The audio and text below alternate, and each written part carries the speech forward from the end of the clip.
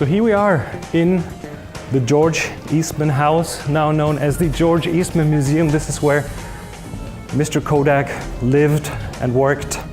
And we have been invited to the Kodak Technology Vault. And that's where we're going right now and take you to see some of the camera history of the world. So, I mean, do you want to start with the beginning, or? Just in the beginning there was film? Yeah, in the beginning, well, was there film in the beginning? No. More glass. Well, we can go. Let's go tour daguerreotype here. Let's have a quick look at the daguerreotypes. Okay. So, how big is this place? Count-wise or size-wise? Well, I've read that it's about 73,000 something square feet. Well, this particular vault is 50 by 100 feet. Okay. 2 stories. Oh, this is just one of them? Yeah, this is just one vault. We have multiple vaults here. The photos are on the other side of the wall. So we're photography soup to nuts, you know. Oh, I understand. So we do have a Giroux daguerreotype camera that's on display in the gallery. However, what we have here is what's usually considered to be the oldest known camera sold in the U.S.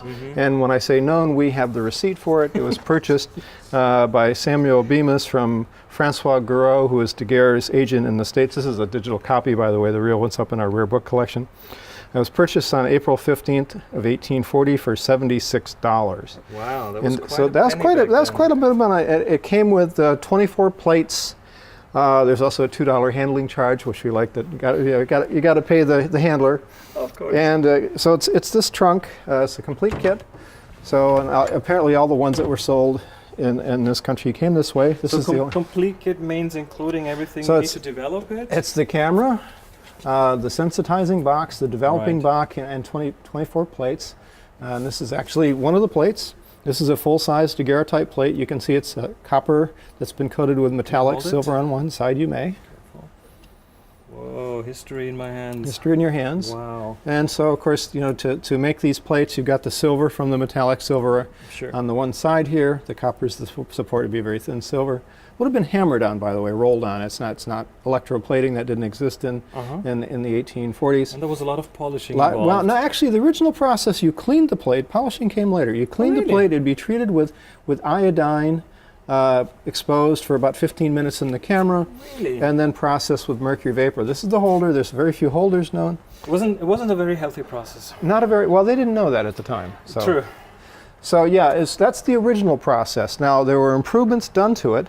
When you get into polishing, in reality, most of the daguerreotypes that people are familiar with would be not this process. It would be the new and improved, if you would, process. That are very, very pristine, very... Yeah, they started polishing the plate, and actually determines the contrast. All right. And they also would have been double sensitized plates, which really shortens the exposure time. So faster lenses, better process. How short were the exposure time? Short. Oh, on a nice sunny day like today, we've had people come here and make them. You're talking somewhere around, I would say, in the... It's really, because it's UV and it's hard to measure. Probably in the 5 to 15 second range. So it's that's fast. Yeah, it becomes that fast. It really is. But it's down. It comes down to UV radiation. It's UV, yeah, because this is sensitive to blue and UV. So it's both wet plate and daguerreotype. Once you get in the improved daguerreotype process, the exposure times are very similar. All right. Okay, so that's that. And soon we've mentioned a little bit of wet plate. Well, I guess we can show you some wet plate things. Oh yeah, tin types or anything along those lines. Now I'm not, the complete kit's really nice to see. And you need a quarter for it. Yeah, that whole outfit weighs about 75 pounds. Sorry, I'm an American. I'm not going to give you kilos. You can okay. Did it come with wheels? It didn't. I think it came with a Sherpa. No, you had to transport it yourself. It's pretty heavy. All right. So when you get into wet plate, all sorts of different things. Probably the best one to look at is going to be the Disderi CDV camera, which is, see if I guess the right cabinet here. So how many cameras do you have in here? Oh, there's about 8,500 cameras in here. So, put some work in. I think we have about 30 to 60 cameras back home. Well, none of this. You have a few more to go then. Yes. So these are all kind of wet plate stuff here, more or less. if you ignore the Niepce camera there, which is another one. Well, here, we're here. These for Niepce. Yeah, well, this one was acquired from his son, Isidore, his summer cottage. And it's an interesting camera. It's thought to be the world's first bellows camera. It's actually a metal frame bellows. If you go chart back what Niepce was doing, aside from trying to make, he's trying to make images to be reproduced in books is what he was working on. This is the father. And he'd also been working on a gasoline, or I should say a paraffin-fueled marine engine. And with kind of like air injection, they were using a bellows to induce air. So they were familiar with the bellows material to make a bellows camera, which is, you know, if you look at the first cameras, those are actually double boxes, two boxes. Sliding in so the bellows occupies the space where the second box is. It makes the camera collapsible. Yeah. And the thing about this camera that's interesting is it folds and can be really stored in the lower half of the box. Unfortunately, it does not have the original back, so I don't know exactly which process it was used for. Right. However, the flange is threaded on the outside, which is very unusual. It's the only flange I've ever seen that's threaded that way, and it's more typical as to what was done pre-photography with optical instruments. So it's a, you know, again, this is conjecture, and you know, how far out there do I want to go on this? The real question is, okay, does this predate Isidore? Was this the camera that his father used? Does it predate the Giroux type cameras that we have there? I say, well, gee, possibly, but I don't know. My leaning is kind of in that way, but I don't have anything to prove it. But the lens flange is certainly makes it very curious. Interesting. So that's where the bellows originally came from. And it's a metal framed bellows, by the way. So in the bellows, the frame there's actually metal wires around each fold. So really quite a process. Very, very difficult to reproduce. But you know, if you think about it, and you're going to make something like that, if you look into the way bellows are manufactured, there's an outer material, there's actually an inner support, usually like a cardstock, and then there's a cloth liner. The cardstock is actually serving the same purpose that these metal frames do. And they don't have to have that much structural integrity anyway, it just has to hold it there. So aside from that camera, everything else in here is wet plate. Well, ignore that box. Okay, we're not looking there. Don't look at that box. So we talked about the carte de visite, and so this is the Distery's carte de visite camera. And when we say CDV and Distery, we're actually talking about a format. It's a business card or visiting card size. And it's really the equivalent of taking an 8x10 plate and cutting in force. And 4 frames at the same time. So you could take 4 frames at a time, and actually what he did, this would be a repeating back camera, so actually it would be 8 frames. It's two sets of 4. And those back in the time were pretty mass produced, right? They were intended to be traded. Well, not shared. replicated, but they would make them in larger But quantities. you could share them sort of like, I don't know, baseball cards, if you would. But what this camera established was the size. The size was adopted fairly quickly in the U.S. Not the camera, the size, for portraits of American Civil War soldiers. I mean, to me, if you look at a business card today, in German, the German word for it is Visitenkarte. Yeah, so it is a carte de visite. It's pretty much the origin of that. It's the same. So it really goes back to this guy right here. Now, as far as most images of that size were not made with this camera. And if you look at it and use a little bit of logic, what's the most expensive part of the camera? In this case, probably the lens. And he's got 4 of them instead of 1. So what ended up happening is they'd take cameras with repeating backs that would make that same size. You slide the back around, Whether it most commonly would be just 2 up instead of, in this case, 8. But we do have uncut sheets from made with this camera, which is really kind of interesting. So that's that one. And next to it is an English camera, also kind of interesting in the wet plate land. You'll notice that unlike the Niepce camera, this camera has a tapered bellows instead of being square. This uses the Kinnear patent, which actually had to do with, again, making the bellows taper. And what that does is when you fold the camera, the taper bellows actually allows the camera to be a little bit more compact when you fold it. Compresses better. It also makes it harder to make the bellows because when you make these, it has habits of actually rotating because it has to be folded in a very specific way. But again, it makes the camera a little bit smaller. I still need to find out how to make those because I have a project coming up. Good luck. Yeah, I know, it's not easy. And the complicated thing about that is there used to be two businesses that would make bellows, and I believe they're both gone. I know that too. So trying to find bellows A bellow maker is not easy to pretty find. complicated. I believe there's a gentleman in Australia that's doing it, but I don't know if he's doing it for other people. I know Well, he can do it. I've heard of I'd him. love to get his name if you You can, share if that you, with if me you, later. we can talk offline, and I can Thank you. possibly supply that for you. Thank you. So to really tell the story, seeing we're at George Eastman House, we had to tell a little bit of George Eastman lore to go with this. George Eastman was one of the first manufacturers of gelatin dry plates. He actually patented a machine that would mass produce them. We're talking dry plates on glass. Dry plates on glass, so the sensitized materials that with glass is the support. These days, so like in the case of the daguerreotype, it was actually a copper plate that was coated with metallic silver. In the case of wet plate photography, you're using, again, window glass. They used collodion, which is gun cotton dissolved in ether. That was sort of the glue that held the silver sensitized materials onto the glass.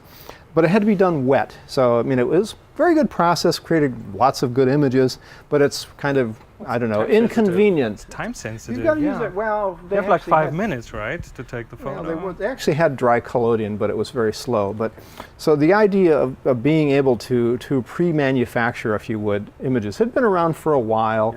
Yeah. Eastman, to make a long story short, he was going to invest in some land in Santo Domingo. He'd have to have this photographed. So he'd have to hire a photographer or go to do it himself. So he decided to study photography with the local photographer, George Monroe. He actually got more interested in photography, and he started reading some of the European journals, going back to England, about how to make dry plates, and decided to design a machine that could mass produce them. That's really the beginning of the Eastman dry plate company that opened in 1880. These are cameras that would have used those pre-manufactured plates. And this is a big game changer. Before 1880, the concept of an amateur photographer, somebody who wasn't doing this to try to earn a living, because again, when you Wasn't there, yeah. there are professional photographers who do this to try to earn a living, but that's another story. It really changes the game. And so suddenly, as soon as you have a new sensitized materials, again, you can buy them pre-sensitized. So now all you have to do is process them, or con a photographer to do that for you. So they start building cameras that are specifically designed for amateur photographers. They're generally called detective cameras, which is really kind of misleading. These were handheld cameras. They don't generally have a bellows on them, in them. They don't sit on a tripod. So they're basically something you can pretty much hold up and go point, click. And they're fixed focus. Fixed focus. Well, some of them are a little more, but they're pretty simple box. Precursors to the box cameras. Right. This is what ends up, if you would. These sort of evolved into the Kodak and then the Brownie. So that's what we have here. Pretty rare when you really get into it. And some of them are a little fancier than others. You've got some nice woodworking here. This is called the Antique Oak Detective Camera, right? It's a detective camera. But it's, again, very typical of what you're looking at. And it's going to... Would you still be focusing on a ground glass? You're going to focus on a ground glass. Put your plate in a holder. Very similar to using a view camera, but it's a box. Yep. Simple to use. And they came in... At this time, we were still talking contact prints, so the size of the negative, is going to be the size of the finished print for the most part. Enlarging was possible. The biggest problem with enlarging is coming up with a light source that's dependable. If we take into account we have electricity and electric lights, but they didn't necessarily have that at this time. Even if I think it wasn't really steady. Steady. Well, they could actually what they were using was this, originally they used sunlight. But the sun has this unfortunate habit of moving, and so does the Earth. So yeah, things happen. So contact printing was really the way to go. Different sizes, and some of them are kind of interesting inside. This one looks like a parcel, hence the detective name. There's the lens hidden behind this little flap here. Can you spin that around for me? Oh, I showed the wrong person. show the camera. There we go. That's the shutter mechanism. And the camera actually hides inside here, and there it is. There it is, with the bellows. With the bellows in this case. So that could be focused. This one could be focused. This is a little bit more elaborate, if you would, over most of them. This has a nice leather covering and a handle that I won't pick up because we work in museums and we like leaving handles on packages. Yes. It's the old museum lore. If you pick it up by the handle, you'll have a handle in your hand and a camera on the floor, which is not a good thing. I have a few of these cameras back home. Flat. Oops. Yeah. Well, they were probably perfectly fine when they were made in the 1880s, but that was, more than 100 years from now, and it tends to dry out. And you can see this is pretty typical of what happens to leather right there. So that's a little bit of dry plate. So now we want to look at roll film in the Kodak, I guess, right? Let's continue in the history. Yes, that's a good idea. So let's run over to the first aisle. I can show you a Kodak that still has film in it.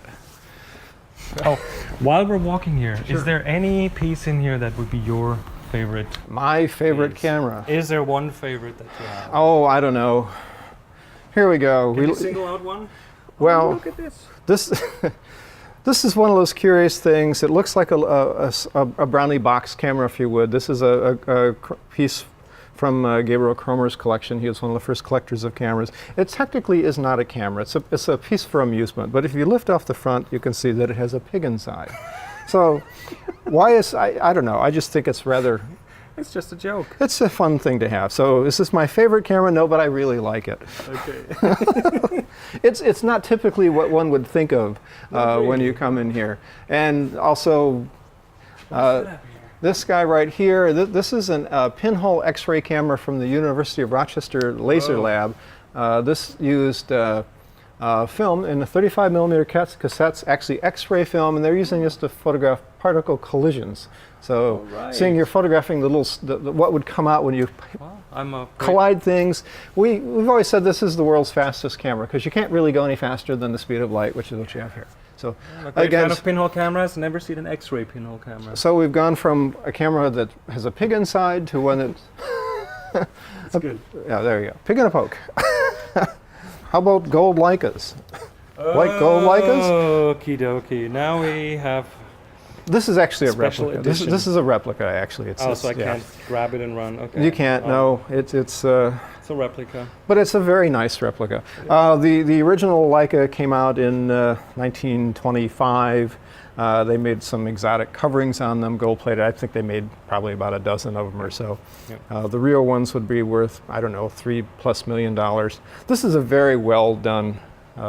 And they're nice enough to leave the original serial number on, so they're not trying to fool anybody. This was a very nice collector who gave us this collection. Now, we do have an O series up in the History of Photography gallery, but it's locked away right now because we're upgrading it. So, wow, but with a 35 millimeter, we're jumping an entire part of the history. Right. So we're out of order, but it's okay. I don't even think we'll have to edit it. We can fix that here. We can fix that real quick. So a little bit of just run of history of photography here. Man, you have everything. Is this the biggest collection in the world? I wouldn't say it's the biggest. I had a conversation like this with a gentleman who was aware of a museum that's forming in Virginia, and they said, well, you guys only have 200 brownies. We have 400. So I say, well, but do you have this one? So it's not so much quantity, although we've got a nice quantity. Do you have the brownie Christmas ornaments? We have eight of them on our Christmas tree. We have some. This is the Kodak camera. That's Kodak. What it was named. It's called the Kodak. Mm-hmm. Mr. Eastman started making gelatin dry plates 1880, evolved into making a paper-supported negative film in 1884, similar to calotype stuff. Yep. 1885, he came out with what they called Eastman's American film, which actually is paper-supported stripping film. When did the switch happen from collodion to gelatin? About 1880. 1880. Yeah, so I mean officially. Already as far as commercially goes. There were people who were making gelatin dry plates in the 1860s. Found a replacement for gelatin, even up to now. We have a replacement for gelatin. It's digital. It's going to show you what it is. It's one of these, but. The thing what gelatin does, that's again, it's the glue that binds it together. So when Eastman's getting into making a flexible film, Right. they had transparent plastics at the time. The problem was to try to come up with some way to bind the sensitized material to the plastic. To have it in That'd a get along. Good 'cause- emulsion, and yeah, then those- you need water to be able to penetrate it, right? but not wash it away. There's lots of little funny qualities about film. Yeah. And actually, one thing I didn't get into with the daguerreotype, it's unusual in that the image in the daguerreotype is actually on the surface of the plate.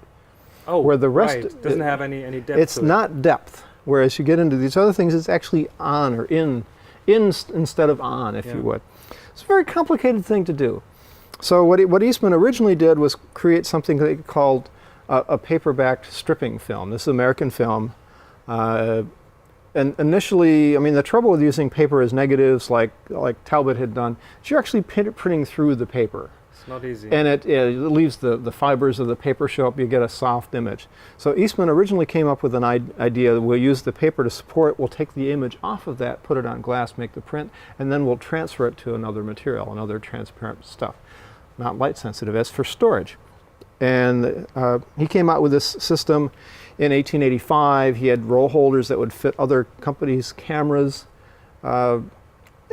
There's nothing wrong with it, except the photographers, they're an odd lot. They didn't like processing it. They thought it was too difficult, too fiddly.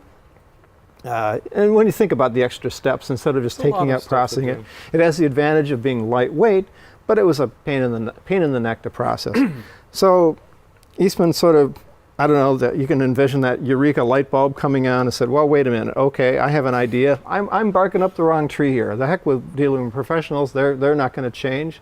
Yeah. Let's come up with a product that's specifically for the amateur, This one. and we'll do the processing. That's really the key, because that removes the chemistry. So suddenly, instead of having to sensitize and like wet plate, and gelatinous dry plate solves that, but also we'll do the processing means that suddenly the chemistry has been removed from photography. So now all you have to do basically Make it convenient. is make it convenient. You basically cock the string and that takes the picture. And by the way, this is a camera from 1888, not bad, it still works. What's the shutter speed? It's about a 20th? 25th of a second or something like As that. most box cameras, yeah. Something around in there. And again, the film is going to be slow. I constantly get asked, what was the speed? And it's going to be somewhere around ISO, I don't know, 2 to 3, something like that. But here it is. This is the roll holder. That's the film. Okay. It came with a length of film for 100 exposures. Now let me ask you a question. The round window, what is the reason for that? Because the image circle is bigger than that. I mean, or did it just not cover this? the entire This is thing? pretty much just covering that circle. All right, so that was pretty much technical reason, make it round Yeah. and then develop that into a bit of a style. They're trying to come up with they're trying to sell this at a cost. These cameras were pretty expensive, Yeah. but this was a cost-saving measure. I see. These cameras sold for $25 in 1888, which was a lot of money. Film processing and reloading was an additional $10. So he's pretty much solved it here. I mean, it has its limitations, but Is that the roll film format? The This is- 120, this is a 620? this is 70 120? millimeter wide film, which is 70 millimeter. really the equivalent of 120. And 70 millimeter, if you do some math, we kind of quickly looked at Leica, what's half Yep. of 70? 35 millimeters. 35, yeah. This camera comes out with its film. Let's see. Initially, we're talking American stripping film, right? The next year, 89, he comes out with nitrate film. That was the final success of being able to mount it on something that you can print through that gets along, so to Sure. speak. That this also happens to be about the same time that Thomas Edison's research assistant, W.K.L. Dixon, is investigating the kinetoscope motion pictures. They've been trying to make their own film. They couldn't do it. They found out about this stuff. They had Eastman slit it and perforate it for them, so suddenly we have 35 millimeter motion picture film. So it really goes back to this guy right Simple here. to make because you already have You twice already the have it. size. And again, why make it yourself if you can buy it from somebody who's already doing it? Sure. So, yeah, so this camera is not only the beginning of snapshot photography as we know it today, but it also represents the beginning of the motion picture industry. It contains the main ingredient, if you would, the film that was necessary. Brilliant. But with the low ISOs, you needed a bit of light. Yeah, that's the one problem. I mean, if from this time on, what happens with photography is ways to increase your picture-taking potential. Yeah. These cameras worked really great on a sunny day in the middle of the afternoon. It's an f9 lens, 20th of a second, so that can photograph sure anything you have the sun moving. in your back, That's right. With this camera came two things: the instructions how to use it, which consisted of lift the string, push, point, and he actually told you what to point it at, how to make good pictures, so to speak. There was a treatise on how to develop it also. But he's also he's telling you how to use the camera. What is worth photographing? What's a good picture? It comes into here. It was new, so everyone had to learn, yeah? Well, and there's also a little bit of marketing here when you think about it from a business standpoint. And Eastman was a very good businessman. If people get good results, they're going to make more pictures. Of course they so do. we're going to sell them more film and more do. processing. So that all makes sense. But from this point on, it's trying to come up with more ways to use your camera. Sure. So if we add... Can I hold this for a second? Just don't drop it. I'm not going to drop this. Yeah. 481. 481. They made about 5,000 of these. There was be very careful, just gently lift it up. That's far enough. And then point it at well, it's a waist level. You're actually supposed to hold it against your chest, and you see that, and there's a V sight line. So anything in there. Ah, I see. Okay. And the other advantage of the round format, and if you think about this, if it's a round format and it's camera slightly off kilter, we can straighten it when we make the picture. True. This is before Photoshop. Oh, that is smart. This is very well thought out. Yeah. But very well made camera. As I said, this is 127 years old, still works. So from there, when did the roll film with the paper backing arrive? Well, the paper backing, we'll have to go down this way. I guess before we do this, if we look at this other little brass gizmo here, you'll see there's a line etched in it in the top, and there's another one in the bottom. Mm-hmm. That's actually for indexing, and to go from one frame to the next. When you think about this, you're going from a spool to a spool. You can't move at the same difference because the spools change. So you need to have an idler to keep track of that. So that's a roller on the film? It's a roller on the film, and actually it had two little nail points that would prick holes in the film, so when you got to process it, you know where the images are. Adding more parts to the camera to do that. True. Think about it. So, and the goal is to get the price of the camera down. And I know where you're going with this. You know where I'm going with this. I'll show you what happens next here in just 1 second. So if we go down the aisle, see if I can find what I'm looking for, and eureka, we found it. This guy right here. This was a product made by Blair Camera called the Bullseye. And what this does, it's basically very similar to the Kodak, except it has this little guy in the back, this window in the back. This little red window, if you put paper backing on the film, so you have the film and then you have a separate roll of paper, put numbers on those, that film, that paper is going to travel the same distance, so you can use that to index. Mm-hmm. Eastman really liked this idea. In fact, he liked it so much he bought the company. Made things easier as long and as in the fact, film is he ended up making his basically his same, almost the same camera, similar, right. So that's 1895.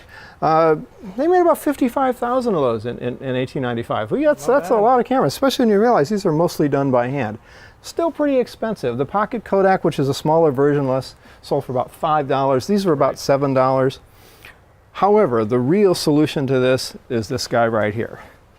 This is the Brownie camera from 1900. In fact, this is basically from the first month's production. It has a slightly different back design, but you'll see it still has the little red window on this. In fact, this one, like I said, this is from the first month's production. These cameras sold for $1. Roll of film was 15 cents. Processing was 40 cents. So we've been within 12 years, we've gone from $25 for the camera to $1. We've gone from $10 for processing and reloading to what, 55 cents. So this must really have kicked off mass adoption. This really did. This was a camera that was intended for children. It was to be an entry-level camera, and intended for children with adult supervision, if you would. Still works, by the way. That's the shutter release right there. Click, click. In both directions. Yeah, both directions. So back and forth. Yeah. There we go. Yeah. You also can do B if you pull the little lock out. But yeah, so suddenly it's a camera that just about anybody can afford. Now $1, 1900, that's probably more like, oh, I don't know, $20 today. You think of, okay, what is the cheapest camera you can buy? The one-time use cameras that usually sell for somewhere in town. It's that kind of area. So it's suddenly you've gone from really expensive to affordable. They sold 150,000 of these in 1 year. Would they over 3 times of that. Would people still bring that back to get the film No, changed? these were daylight loading. So it's the roll of film on the core, like we're some of us old geezers are used to, something called film. But yeah, so basically everything you think of today, the only real difference is the spool was made out of wood, with metal flanges on the ends. But for $1, and from here on out, again, it's so we've lowered the cost to make it affordable. Yeah. Now we want to make it so you can use it any place. Yeah. And again, it gets into better results. You're going to take more pictures. Film speeds are going to go up. Lots of things are going to happen from here on out. But now we've taken something that was almost, well, certainly very difficult to do for the common person. We've made it easy, and now we're going to increase their potential. So we add, faster lenses, faster films, artificial flash type lighting, automatic exposure. These all come within the next, say, 40 years. Right. So when did the German competition, the AGFAs and other boxes, start to come in? That was later.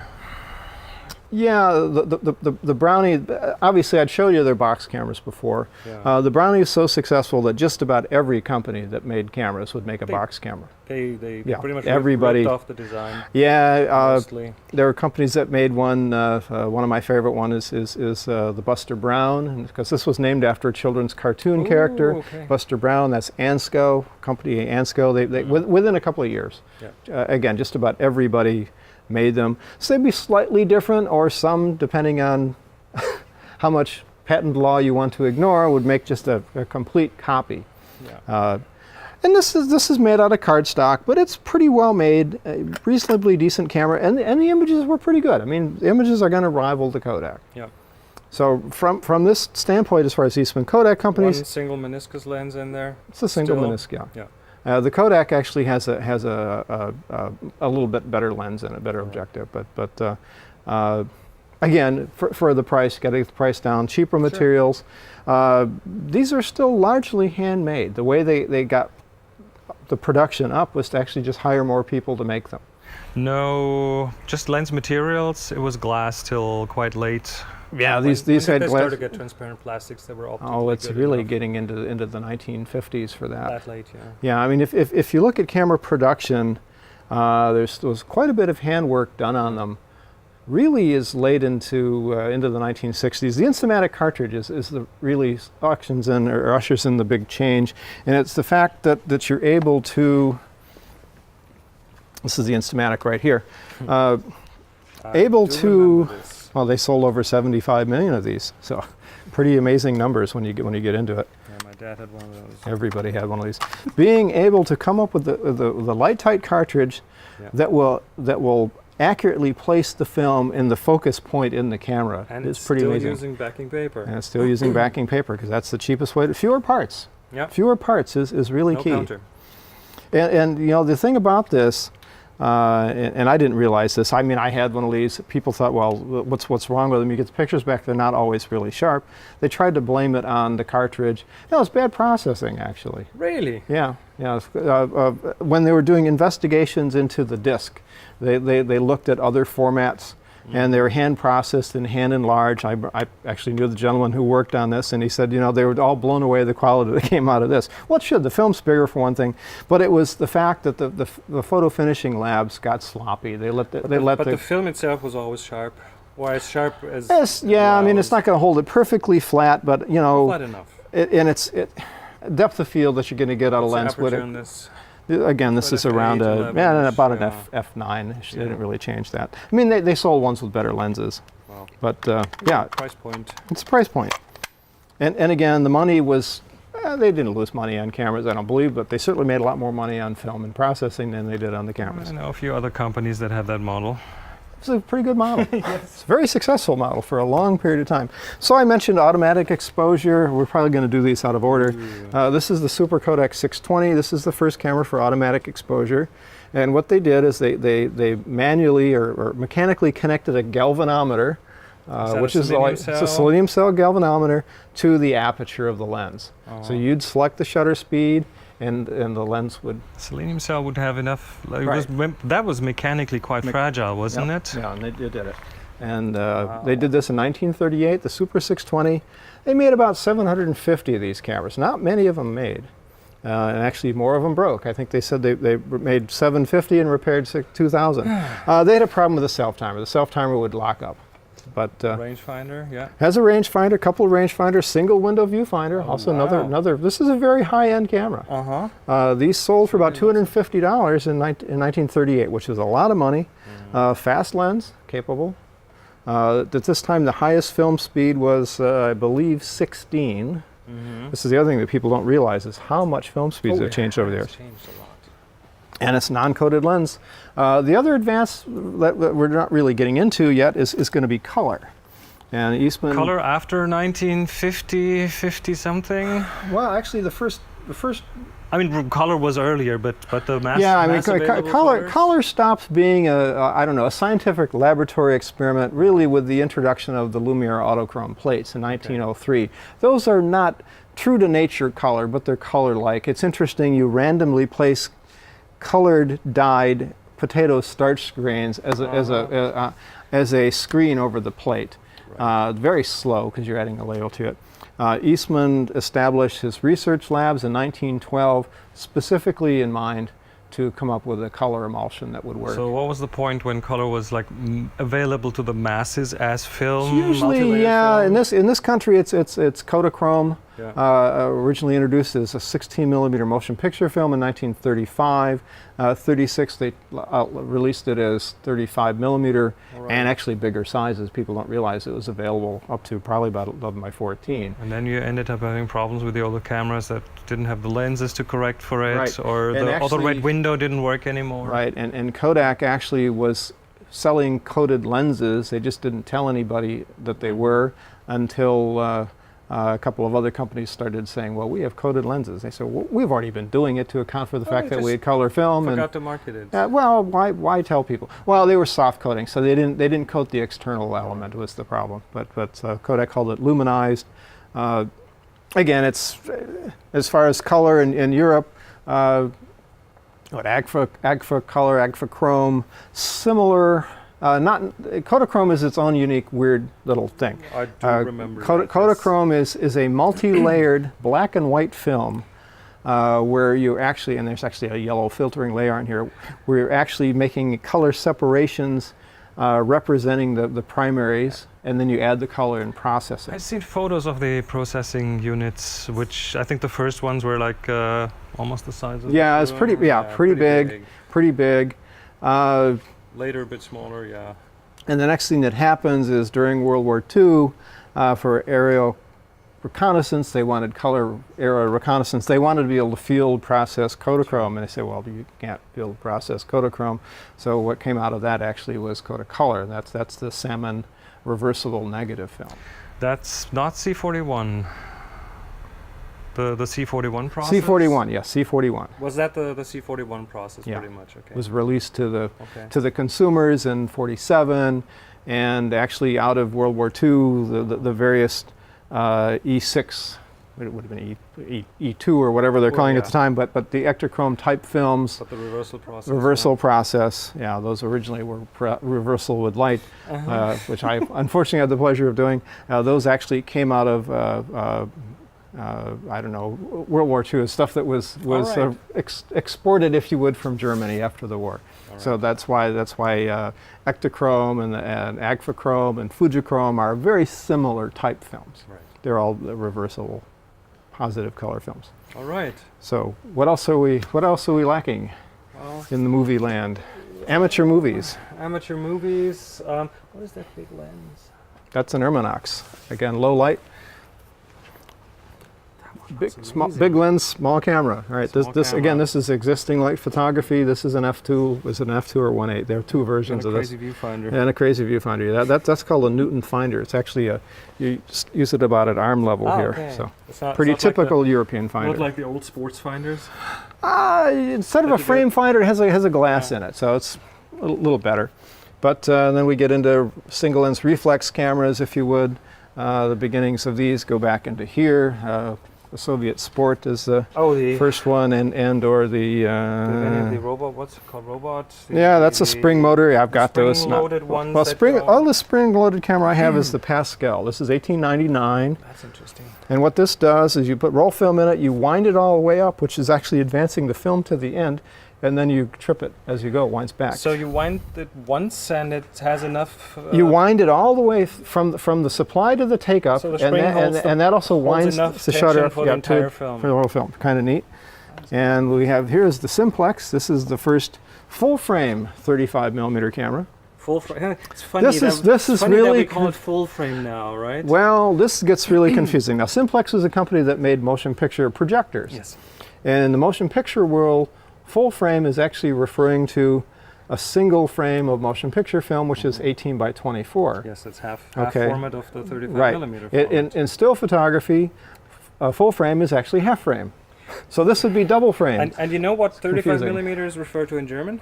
Kleinbild, small picture. Small picture, yeah. Because we come from this kind of a size. Yeah, right. The typical European pocket camera was a folding plate camera, and they tended to be 12 by 17, or they're fairly good size cameras, full plate, yes. 3 1/4, 4 1/4, 2 us non-metric types. Was it 12 by 18, something like that? 9 by 12, 9 by 12, yeah, pretty typical. Was kind of the and really the 35mm hand camera, the Leica that we're looking at, Barnack had been working. His health wasn't great. He had asthma. He wanted to make a small pocket-sized camera. Didn't want to carry something. Didn't want to carry something like that in the mountains. So he started investigating. Actually, in his before he even went to Lights, he's working for Zeiss actually in the microscope division.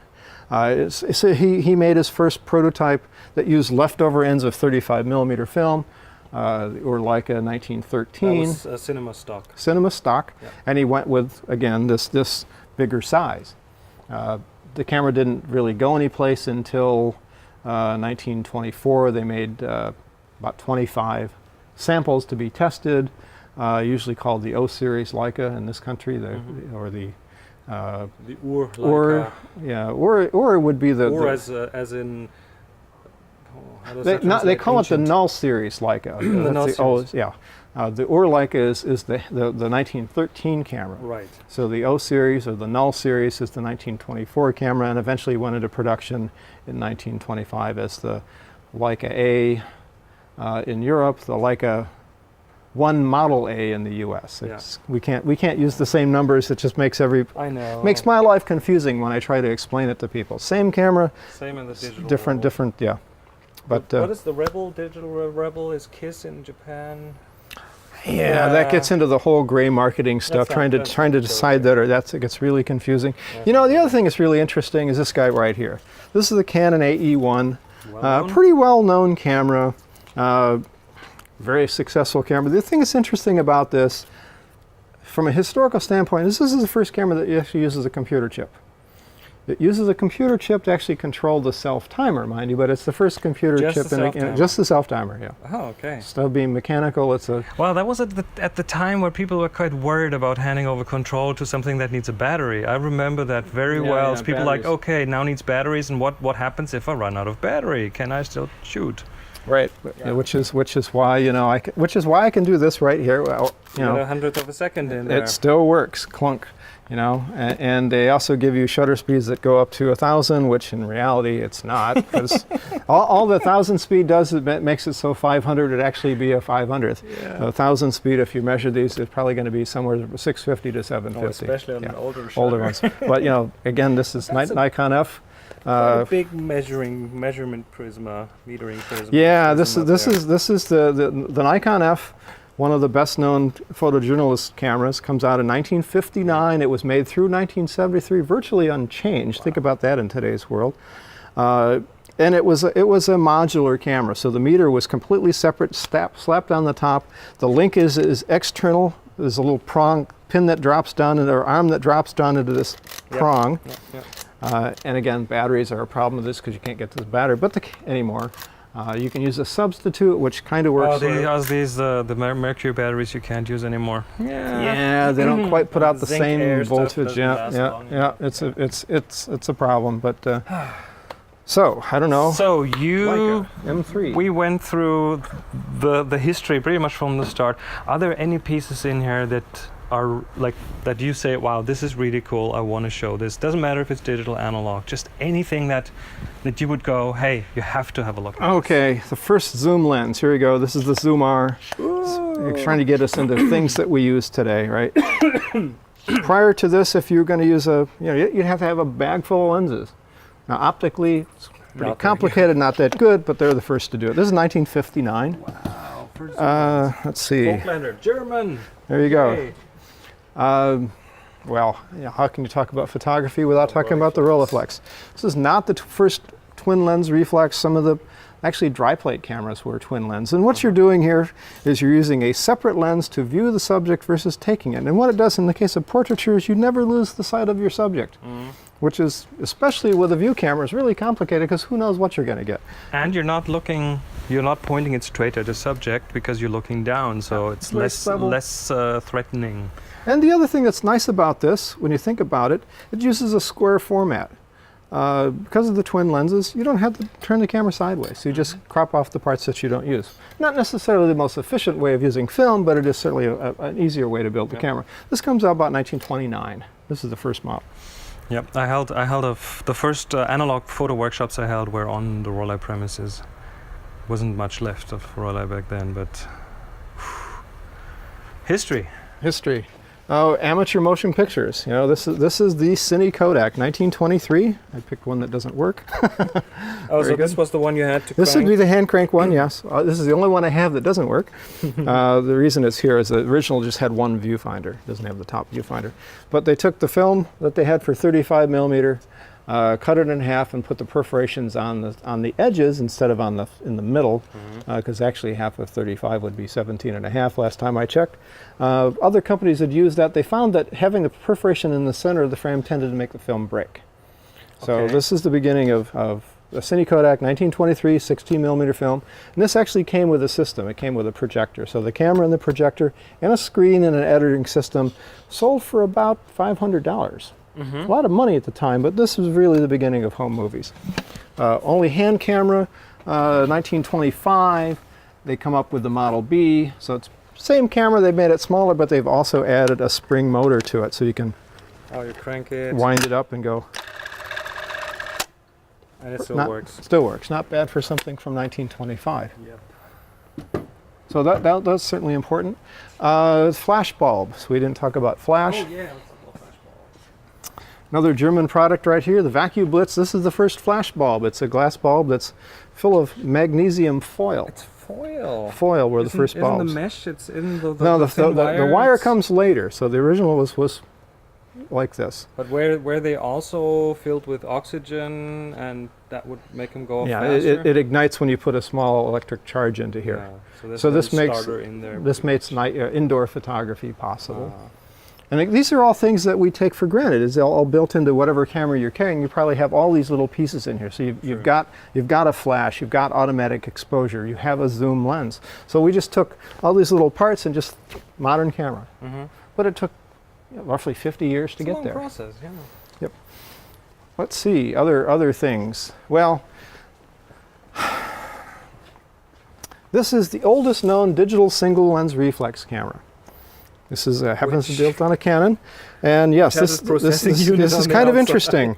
Eastman Kodak Company produced their first imaging sensor in 1986. Right. We made them, but they made them. They weren't selling them. Yeah. A U.S. government agency, to remain nameless, you can probably guess, wanted to know if it'd be possible to put that sensor into a film camera, and a gentleman named Jim McGarvey, Kodak engineer, took the Canon camera, that's what this particular agency was using, and they mounted their M1 sensor in it. So it really is a film camera with a digital sensor where the film would be, And tethered to it is a power supply and a memory card. How much memory on that card? Yeah, not a whole lot.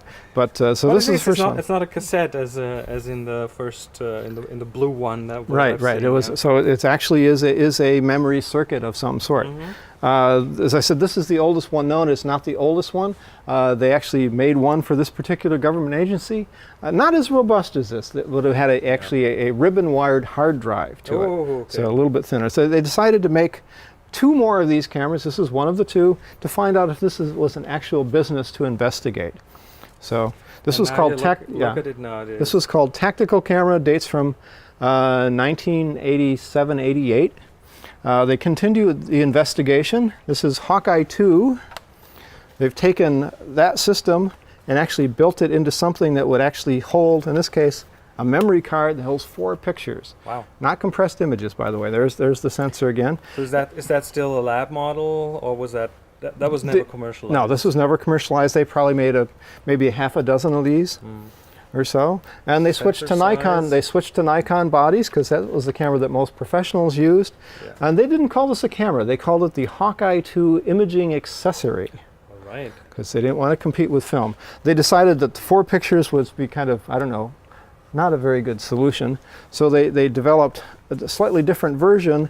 It was tethered. Unfortunately, I don't have the tethered device for this. I know where there is one, but basically the same camera but tethered. In 1991. This became an actual consumer product called the Kodak DCS.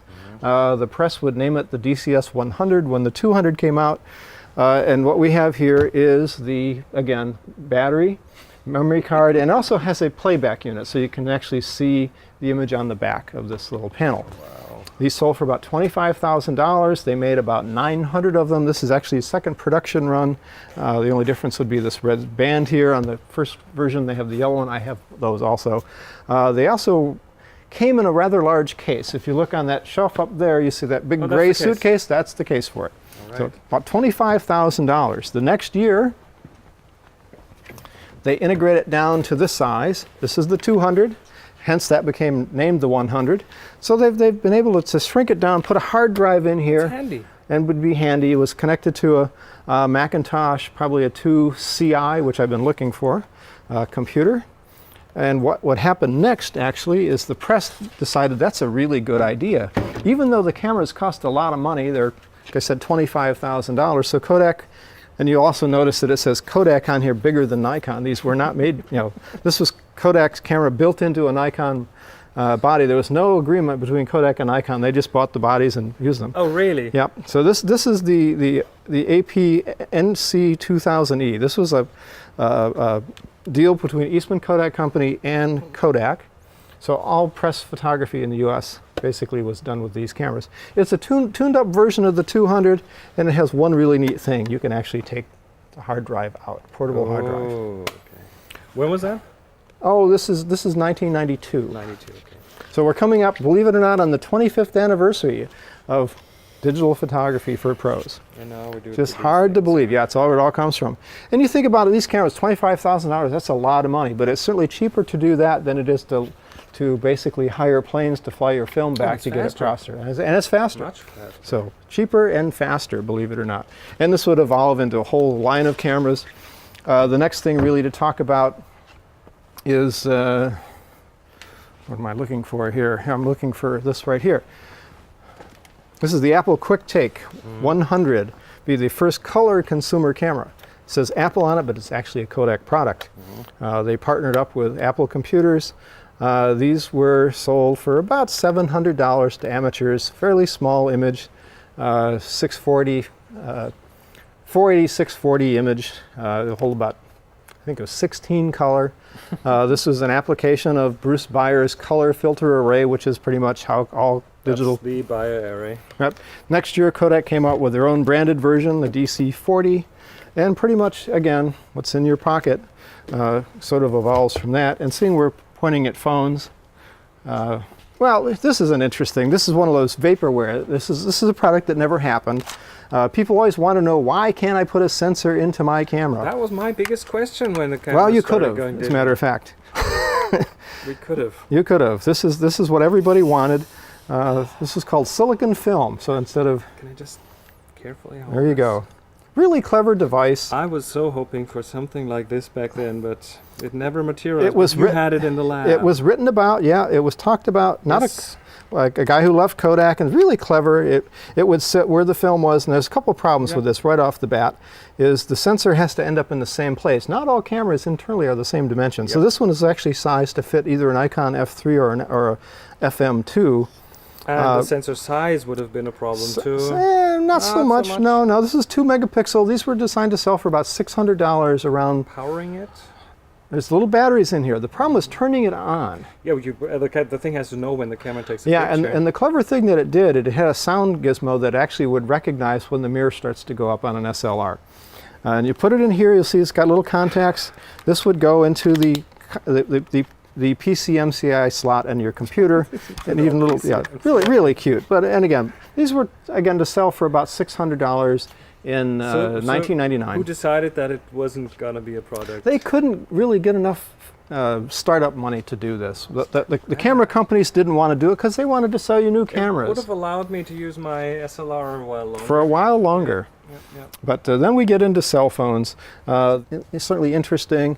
Cell phones had been around. This is the Nokia is the first sold in the U.S. and this is a camera phone. We actually would make really bad pictures with it. And it would evolve All of them did for for a while. Yeah. This was one that I used. This was the Motorola E815. Again, it's not quite a megapixel. Trying to make you could make an okay bad image with this with a little bit of practice. But really, when you get into the original iPhone, really shows the development. beginning of it, yeah. Yeah. So the iPhone, and of course, we all know today that whatever you've got in your pockets, making probably something in the vicinity of 12 megapixel, and good quality, and pretty good, yeah, surprisingly good quality. I actually shot a couple images while on vacation with some for some friends, and I made a print and gave it to them, and they didn't believe that it came out of my cell phone. I said, well, they can make really good pictures. One other thing that's really of interest, and people kind of lose track of this too, this guy right here. This is the Kodak EasyShare 1. It's a cute little camera, came out in 2004. This was the world's first Wi-Fi camera. That's the Wi-Fi card. 2004. 2004. Yep. So it was the card doing that. Yeah, that's the Wi-Fi card. Was that on like a, well, today it would be the eyesight card. Yeah. So you could take a picture and basically email it to your friends, just like, of course, this is in 2004. Nobody else, why would you want a Wi-Fi camera? No one had Wi-Fi. No one had Wi-Fi, but Well, yeah. not really. Yeah, but again, early into the business. And also kind of another early into the business, Kodak came out with this guy right here. This is the MC3. This is a camera audio device from about 2000. What do you mean camera audio device? Well, it would play back music. So it's an It's a MP3 Kodak player. iPod, It's an yeah. MP3 player That's right, it's an MP3 player with a camera. with a camera in it. Interesting choice. Yep. A lot of engineers with interesting ideas. Yeah. Too early to the market. People didn't understand why would I want to compress music and carry it with me.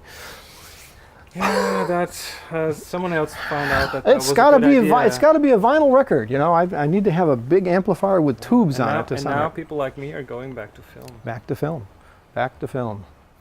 So, and I guess seeing we're talking back to film, we can talk about film a little bit right here. Yeah, well, that's he's dangerous.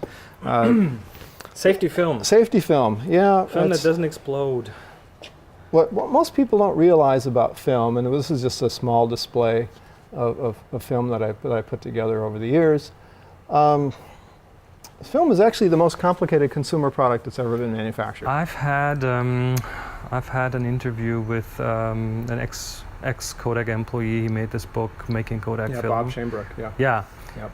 One of my good friends here. And he's I mean I've looked into like the tens of layers of film and of stuff that makes this up. This little yellow box makes it look so simple. Everybody's familiar with it. But really, what's in here represents hundreds of billions of dollars of research.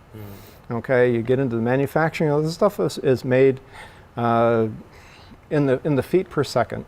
They're able to coat up to 24 layers simultaneously.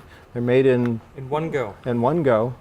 Yep. And they are like micron thick. Micron thick, and the quality control behind this is unbelievable. So like I said, it is by far the most complicated consumer product, and it's marketed so well that nobody realizes. Usually when you tell somebody that this is the most complicated product that's ever been made, they give you a look of disbelief. They think, automobiles, but again, the quality to do this is just and the consistency. Consistency. So it's the same every time.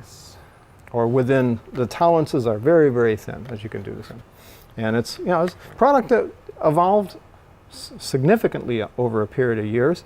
I've come across an interview, a magazine interview with George Eastman in 1920, talking about forming the company, and he talks about sensitized material, selling film is a trust business. And he figured out very early on what he was talking about. In his first days of making dry plates, they would make them, and Anthony out of New York sold the plates. Now, Anthony wasn't rotating their stock. This is before they knew that film would age on the shelf. So by not rotating the stock, Anthony actually sold plates that were not light sensitive. It's not Eastman's fault, but he took it on himself to replace those plates, because he was building a trust business. If you lose the trust, you're going to lose the business. Oh, with pictures are memories. Pictures are important. That's right. And if you look at what's on today's mobile phones, everyone is trying to do an as good as possible job to back that up, to save it, to never lose it. Yeah. And when you buy film, you're actually buying the highest quality image at the time.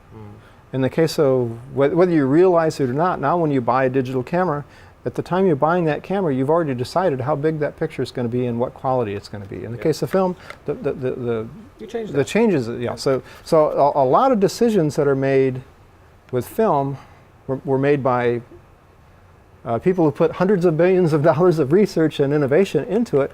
In the case of your film, you're not covered. So in the old days, with film people's kind of spoiled. You take pictures, get the prints, put them in a drawer. They kind of take care of themselves. You don't have to worry about maintaining it per se. Yeah, they'll last 100 years or whatever, with virtually no work on your part. In the case of your digital pictures, well, obviously ones and zeros are going to last forever. However, you have to be involved, or somebody will have to be involved in maintaining those, and maintaining not only the file, but also what's going to read the file and what you're going to play it back on. So it's an interesting time that we live in. The same folks that had trouble finding their digital word processing files 15 years ago or 20 years ago, you have to change your way of thinking. I remember someone saying the last 100 years will be the least documented 100 years of mankind. I hope that's not going to be that way. Well, we have to have people who are vigilant enough to realize that we're taking care of, in this case, we're taking care of a fragile thing.